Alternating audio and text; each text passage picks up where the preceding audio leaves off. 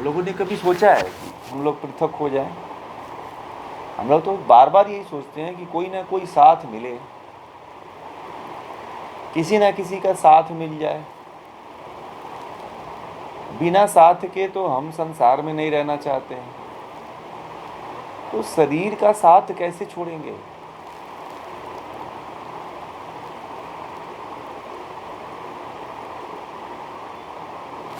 थोड़ी बातें गहरी हैं।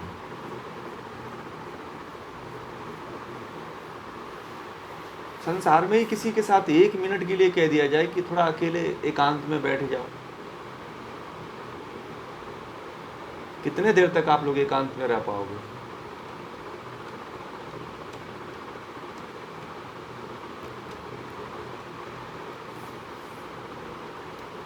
पाँच मिनट भी नहीं रुक पाते हैं, भाग जाते हैं। कुछ मोबाइल में बिजी हो जाते हैं, कुछ टीवी में बिजी हो जाते हैं, कुछ किसी से बातचीत करने लगते हैं।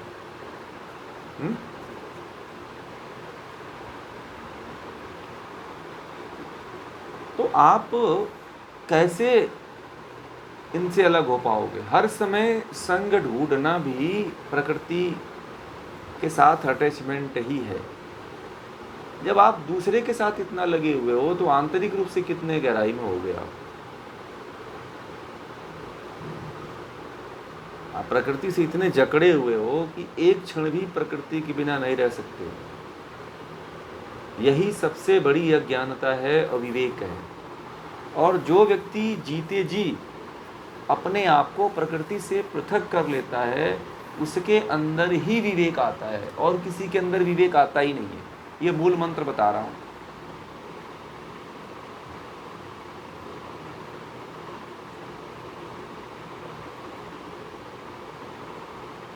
समझ रहे हैं बात को? विवेक आने की जो पहली कंडीशन है वो यही है कि प्रकृति से आत्मा को पृथक करो।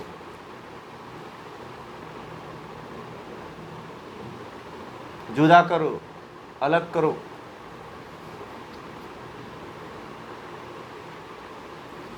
अब ये मैं जो बातें कहता हूँ अलग अलग करने की, पृथक पृथक करने की, इसमें से आप लोग कितने लोग समझते हो इसको, मेरी बातों को?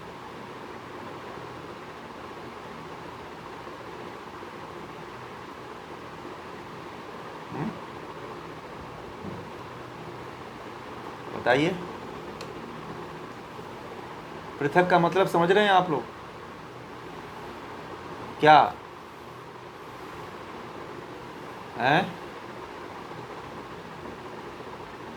हाँ, अनादि है, परंतु आप कैसे इसको देखोगे, प्रयोग रूप में कैसे लाओगे आप?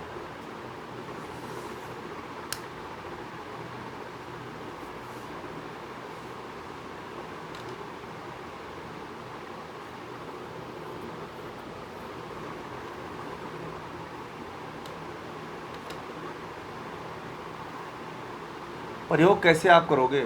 चलो मान लीजिए आप जड़ मान लिए, परंतु आप प्रैक्टिकल रूप में अभी क्या कर रहे हैं? कैसे इसे अलग होने?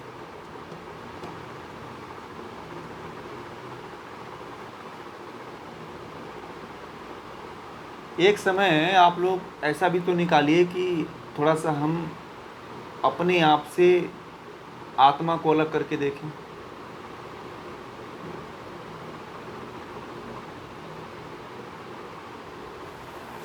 समझ तो आएगा ही।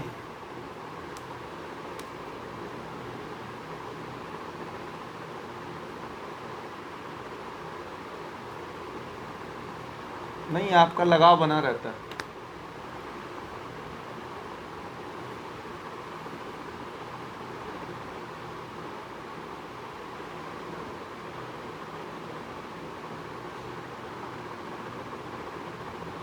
मतलब यहाँ पे कुछ है, उसके बाद कुछ है नहीं, है ना? शरीर से छूट जाती है। देखिए, मैं एक प्रयोग बता रहा हूँ, उसको ध्यान रखिए।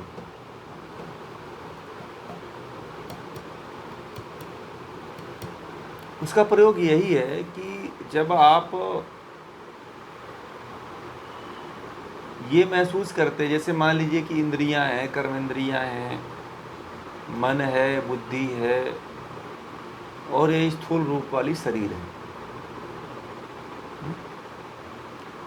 तो एक तरीका मैंने कहा था कि बहुत छोटी चीज़ से शुरुआत होती है इसकी। मैंने कहा था कि त्याग की भावना रखो आप।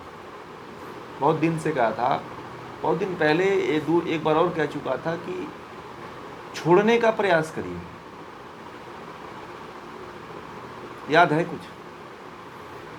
एक बात मैंने कहा था कि त्याग करने का प्रयास करें, छोटी छोटी और कीमती वस्तुओं को त्यागने का प्रयास करें। हम अभी बधे कहाँ हुए हैं? वस्तुओं में बधे हुए हैं। कहाँ पे बधे हुए हैं? बाहरी रूप से बधे हुए हैं, आंतरिक रूप से तो बधे हुए हैं। पहले बाह्य जो बंधन है उसको तोड़ना पड़ेगा, फिर आंतरिक बंधन को तब आप तोड़ पाओगे।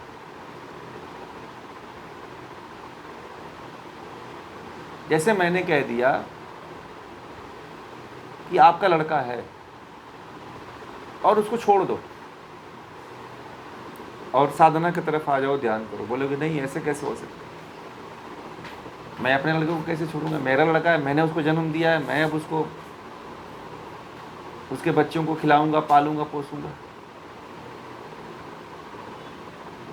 हाँ, बात तो आपने सही कहा, कठिन है परंतु मुश्किल नहीं। तो आप जब इसी को नहीं छोड़ पाते हो तो अभी तो बाहरी रूप से आप इतना बंधन ग्रस्त हो, तो फिर अंदर के बंधनों को कैसे छोड़ोगे आप? छूटेगा? नहीं छूटेगा। तो एक दिन जो है, जैसे भगवान राम के काल में जो है, राजा दशरथ को, कैकेयी को, भगवान राम को त्याग का बहुत बड़ा उदाहरण झेलने को मिला। पांडवों को भी मिला त्याग का। उन्होंने भी 12 वर्ष तक अपने राजपाट को झेल करके, छोड़ करके जंगलों में रहे। राम भी राजपाट को छोड़ करके 14 साल जंगल में रहे। तो त्याग की भावना उससे विकसित हो गई कि अगर छूट भी जाता है जो बहुत कीमती वस्तु है, उससे कोई फर्क नहीं पड़ेगा। राम जब छोड़ करके अपने माता पिता को, दोनों को चले गए, तो कोई फर्क पड़ा? बताइए।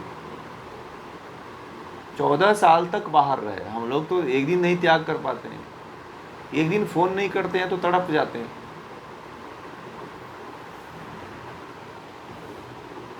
तो त्याग हमें कीमती वस्तुओं से प्रारंभ करनी है। जो सबसे कीमती से कीमती वस्तु है, वहां से त्याग प्रारंभ करना है, तो आप प्रकृति से छूट पाओगे। कोई चीज मिले चाहे ना मिले, हमें छोड़नी है तो छोड़नी है।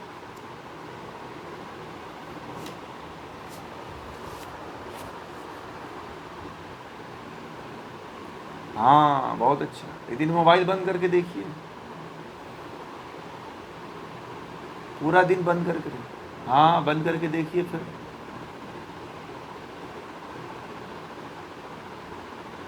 स्वार्थ वाला जो स्वार्थ है, जो काम है, जो क्रोध है, जो ईर्ष्या है, जो द्वेष है, इसको भी तो छोड़िए। सबसे बड़ा शत्रु तो यही है। किसी से द्वेष मत करिए, किसी से घृणा मत करिए, किसी से क्रोध मत करिए। इसको भी छोड़ करके देखिए, इसका भी त्याग करके देखिए, बड़ा मजा आएगा।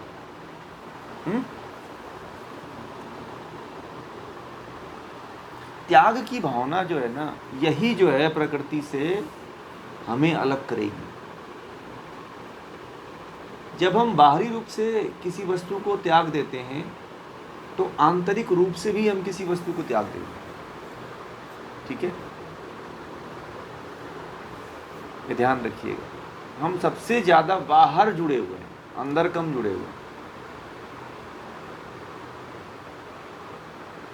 और बाहर जो है, इसी को ब्रह्म सूत्र के माध्यम से, वेदांत के माध्यम से माया कहते हैं। क्या कहते हैं? माया का संसार। ऐसी माया पकड़ी हुई है, ऐसी माया पकड़ी हुई है कि हम छोड़ नहीं पाते। और वो माया ऐसी होती है ना कि जब तक आपका प्राण ले नहीं लेती है, तब तक आपको होश में नहीं आने देती है। आपको ये भी बता दूं, माया जब आपका प्राण आपके शरीर से निकाल लेती है, तब आपके अंदर विवेक जगता है।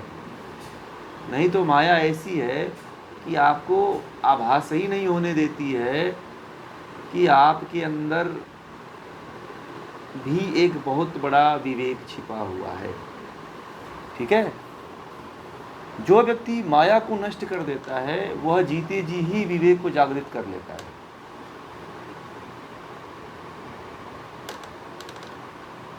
बात समझ में आ रही है?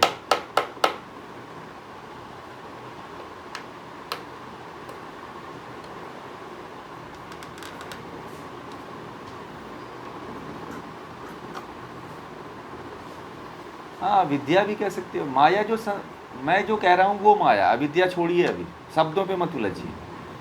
मैं जो कह रहा हूँ माया मतलब संसार, और माया आपका क्या है? परिवार है। माया आपका सगे संबंधी है, माया आपका प्रेमी प्रेमिका है, पति पत्नी है, भाई बंधु है। ये माया है। और जब तक आप माया को नहीं छोड़ोगे ना, मेरे बच्चे हैं, मेरे बच्चियां हैं, मेरे लड़के हैं, मेरी लड़कियां हैं, जब तक आप इसको नहीं छोड़ोगे ना, मेरेपन, अहम को नहीं छोड़ोगे, अहंकार को नहीं छोड़ोगे, तब तक जो है प्रकृति से आप पृथक नहीं हो सकते हो।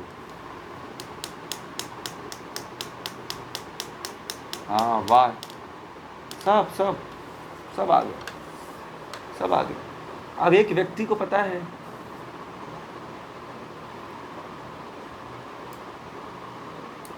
तो निस्वार्थ प्रेम करिए ना, उसे आसक्त कर करके निकलिए ना, फिर रहे तो भी ठीक, नहीं रहे तो भी ठीक।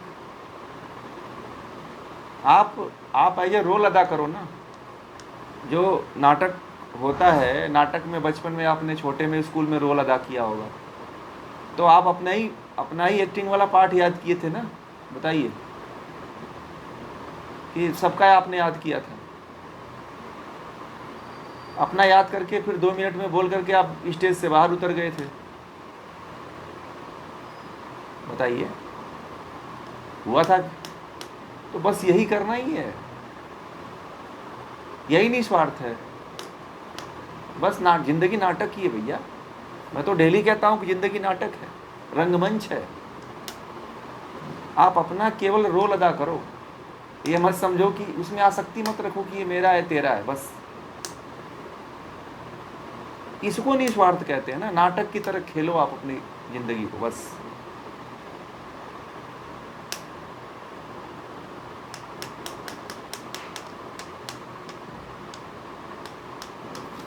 खेल करके बस आगे बढ़ जाओ आप, फिर प्रकृति से तब अलग हो पाओगे ना आप, नहीं तो नहीं अलग हो गए पूरी।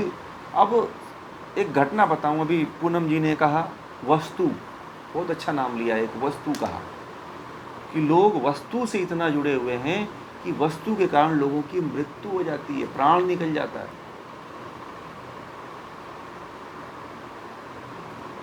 कई फिल्में अभी 80 के दशक में, 70 के दशक में फिल्में जो बनती थी, हीरे पे बनती थी, चांदी पे बनती थी, सोने पे बनती थी, मणि पे बनती थी, कि उस मणि को लेकर कितने लोग मर जाते हैं है कि नहीं? हीरे को लेकर के बनती थी कि एक हीरे को लेकर के पूरी फिल्म होती थी, उसी के इर्द गिर्द घूमती रहती थी, और कितने लोग उसके पीछे मर जाते थे। इसी प्रकार आज भी जो है लोग वस्तु से इतना चिपके हुए हैं कि एक वस्तु को नहीं छोड़ पा रहे हैं। वस्तु से उनका इतना लगाव हो गया है, इतना लगाव हो गया है कि वस्तु को एक क्षण के लिए भी नहीं छोड़ सकते। जैसे कि मोबाइल है, और भी बहुत सी चीज़ें हैं, गाड़ी है,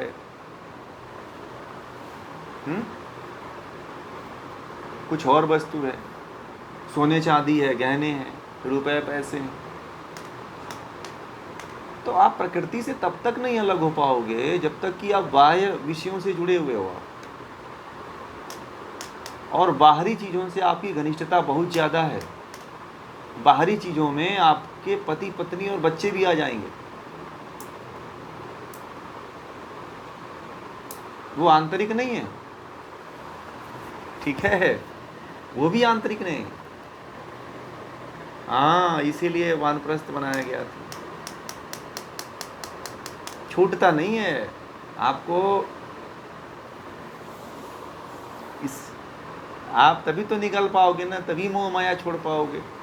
नहीं तो फिर कहोगे कि थोड़ा नाती हो जाए तो नाती के लड़के को देख लेते तो मर जाता। अब एक और लड़का हो जाए, नाती का भी लड़का हो, तो उसके लड़कों को देखेंगे तभी मरेंगे। एक इच्छा और बन गई। सही बोल रहा हूँ कि नहीं हेमंत जी? ध्यान दीजिएगा। हाँ अरे अब फिर बात आपने लेके गिरा दिया, सारा ज्ञान लेकर के अब काटने की बात कहाँ आ गई? जिंदगी काटने के लिए थोड़ी है। आपको अगर लंबी हो गई तो आपको आपके बच्चे के पास थोड़ी रहना है। अभी पूनम जी ने नाम लिया वानप्रस्थ। वानप्रस्थ में चले जाइए और समाज का, देश का, राष्ट्र का सेवा करिए। ठीक है? ज्ञान के माध्यम से, ज्ञान जो लिया है उसके माध्यम से लोगों का कल्याण करिए, सेवा करिए, जितना हो सकता है उतना कार्य करिए, लोगों का मदद करिए। यही वानप्रस्थ है। आप छोड़िए घर द्वार भाई, कौन कहता है घर में रहो? आप घर के पकड़ के बैठी हुई है कि चाबी मैं दूंगा ही नहीं बहू को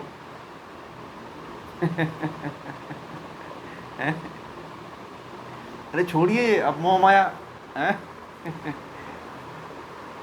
हाँ छोड़ दीजिए बस। आपका पड़ाव है। देखिए उपनिषद जब पढ़ेंगे ना तो उपनिषदों में कहा गया है कि जिंदगी में 3 पड़ाव की बात कही गई है। ठीक है? छांदोग्य उपनिषद पढ़ेंगे तो उसमें पड़ाव की बात आती है। इस पड़ाव को जो समझ जाता है, कहते हैं कि वही ब्रह्म को प्राप्त होता है।